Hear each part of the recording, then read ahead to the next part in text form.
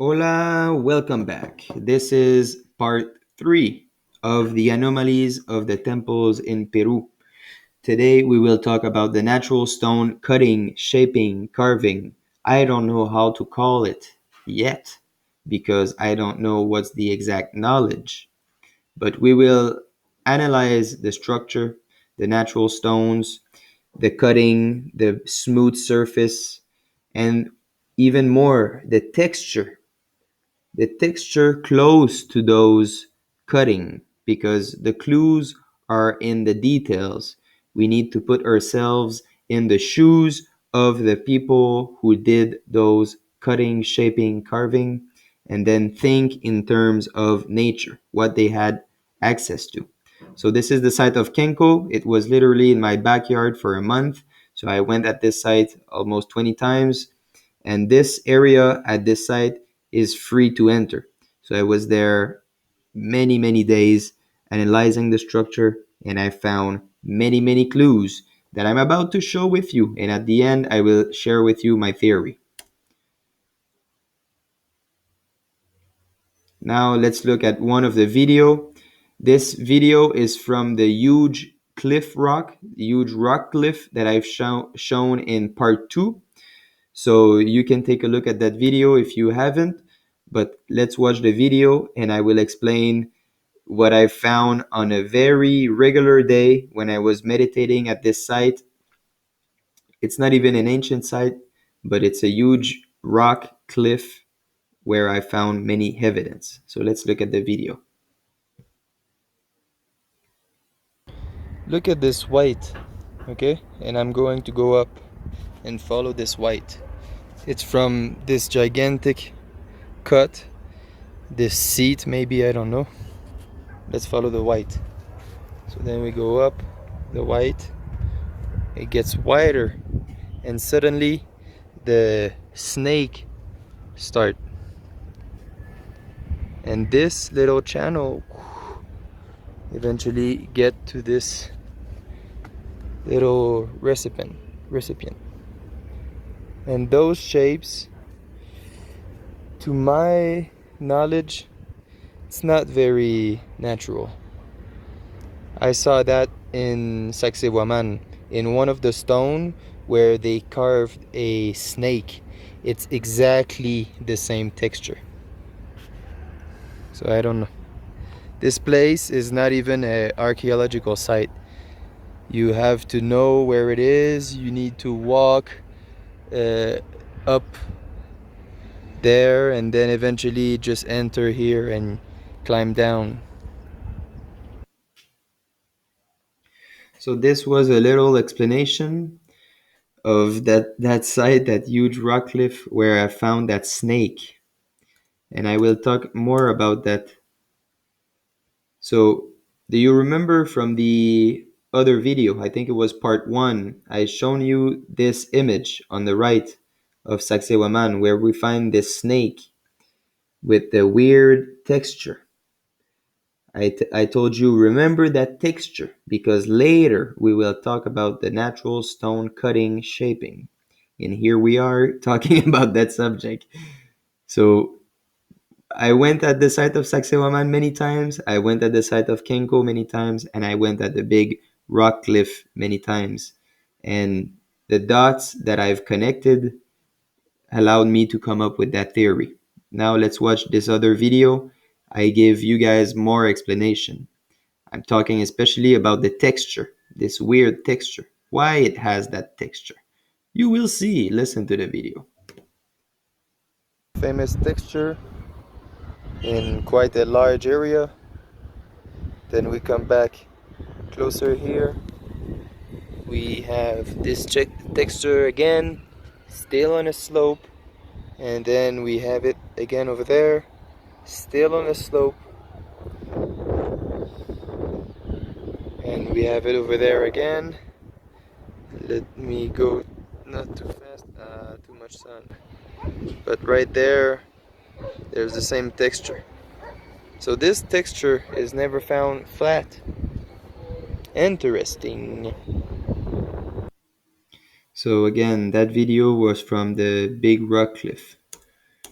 Now, let me show you some more, because all three videos of this slide are from the big rock cliff. We will look at each of them because they all have their own evidence, and especially the middle one. Look at the middle one. Even before I start it, we can see it.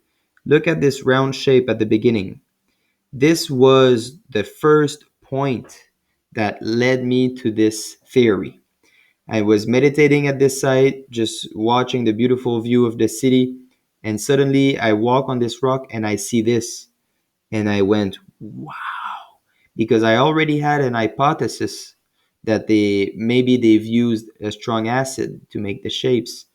But now when I watched this and I saw the recipient, then I saw the little canal going down, the same shape as a snake. Again, the snake. So let's watch all of them, and then you tell me what you think in the comment section below. Does it make sense to you? Does it not?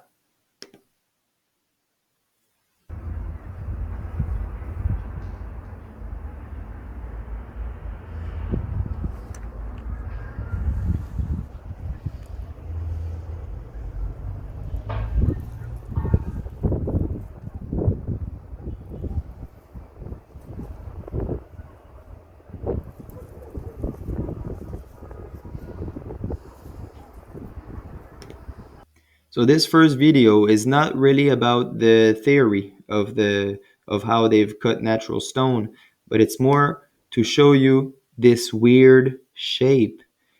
And this almost like how can I say this?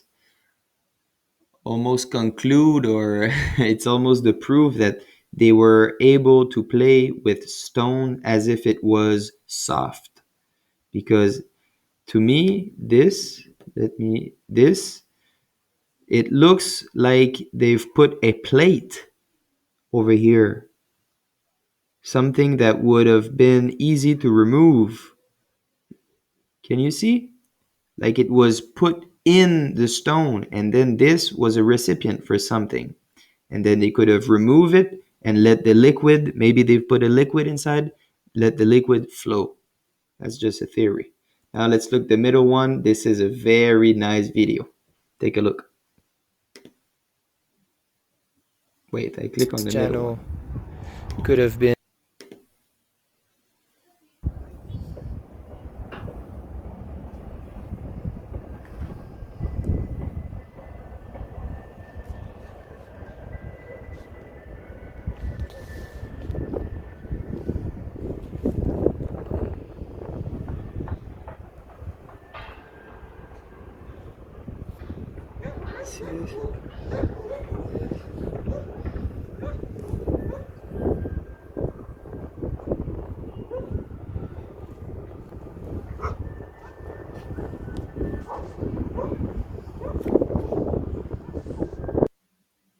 Now let's look at the right video.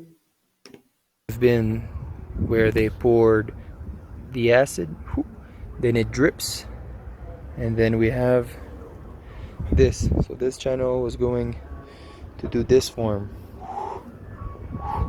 over there, and then I've showed you there's another one to do this cavity.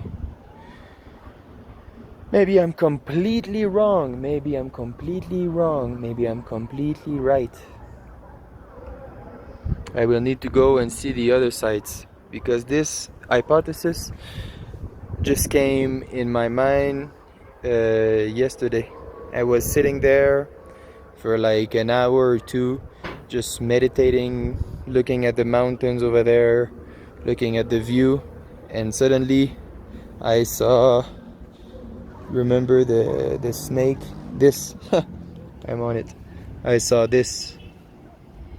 And when I saw this, I thought it looks like a snake a lot. Then I continue walking around.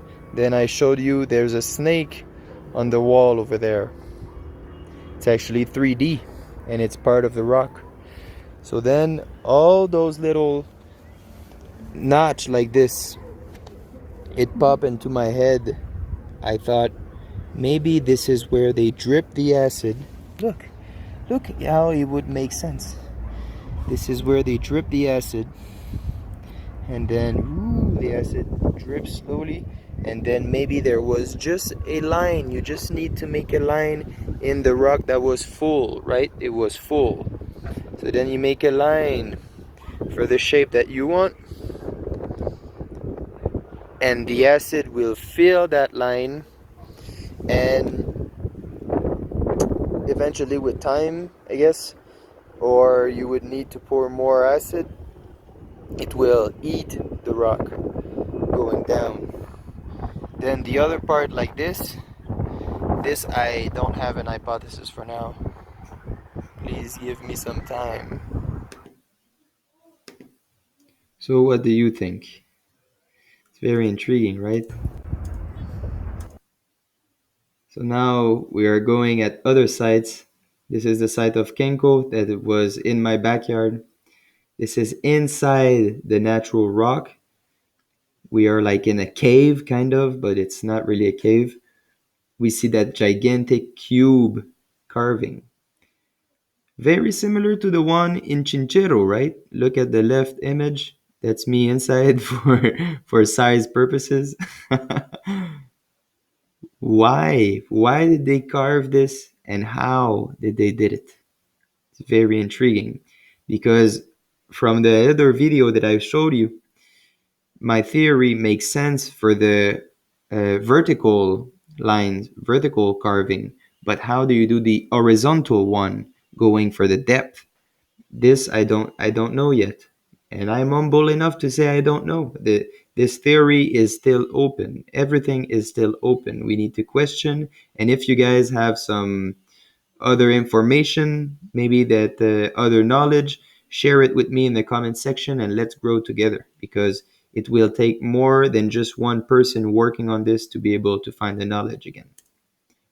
Now, this is again the left image at Chinchero, in the right image at Sacsayhuaman. This is Chicana Grande. How many sites have those natural stones carving, shaping, cutting?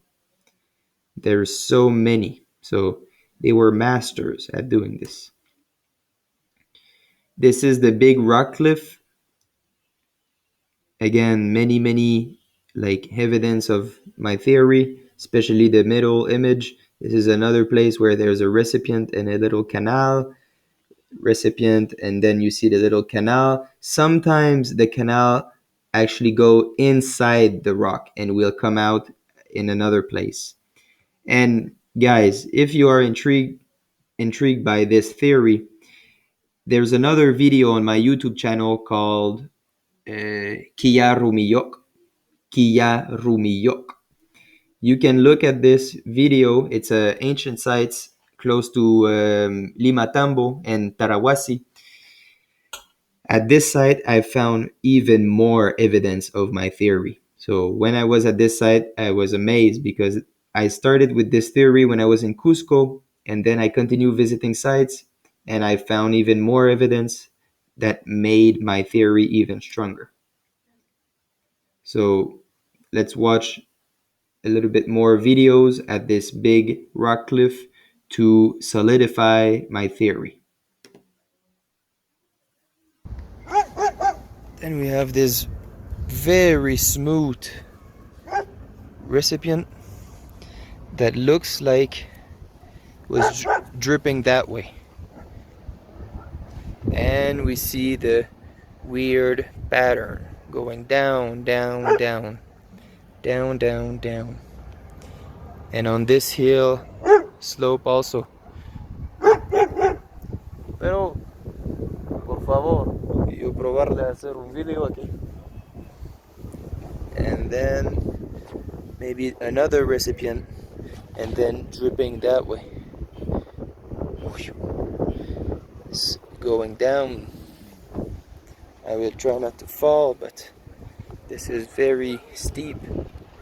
Very steep. Then there's many forms over there. And then this video in the middle, we already saw it. Let's watch the video on the right.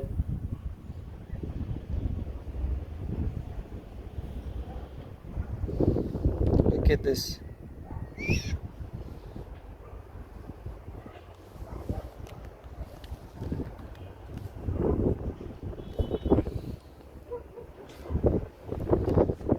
Down, then the weird pattern again, and you have all those different steps. Some more weird pattern.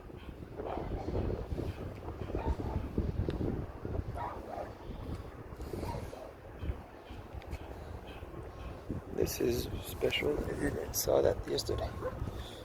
Look at this now.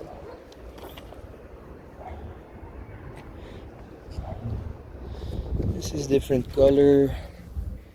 Even looks like concrete. Maybe it's just recent, because that's a different texture completely. It's not the same as this rock. So you see, there's more evidence of little canal. Something was dripping or flowing in those little canals for sure. They're not there for nothing. And then that last part of this video, it's just something that I've found over there, but it has no link with the theory. So my theory for the natural shaping, cutting, carving of natural rocks, they maybe used a very strong acid that they made from plant. There is a plant called Palicurea from the family of Rubiaceae that can be found in the islands, especially in the cloud forest, where there's always high humidity, where it's always wet.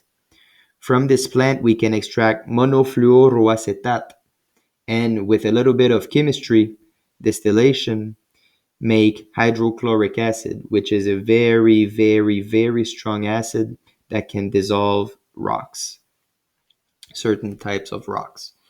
Then make a thin groove of the shape you desire in the natural rock.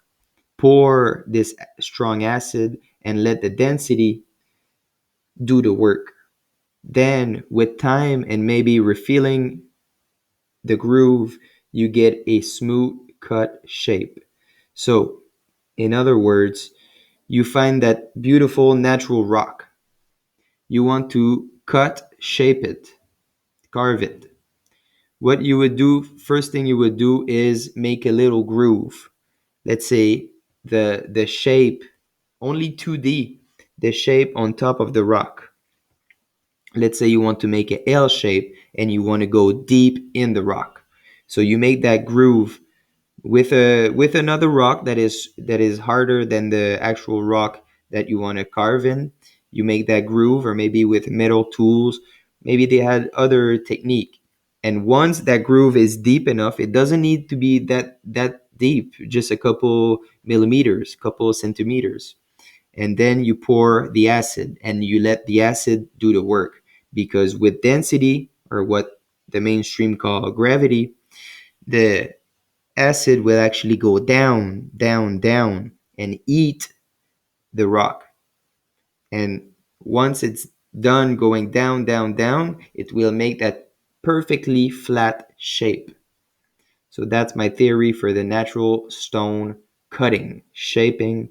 If you have questions or more information, more knowledge, or other theories, please share it in the comment section below, because my theory is not fully complete, and I can tell because there's many questions that are still in my mind that I don't have any answers for.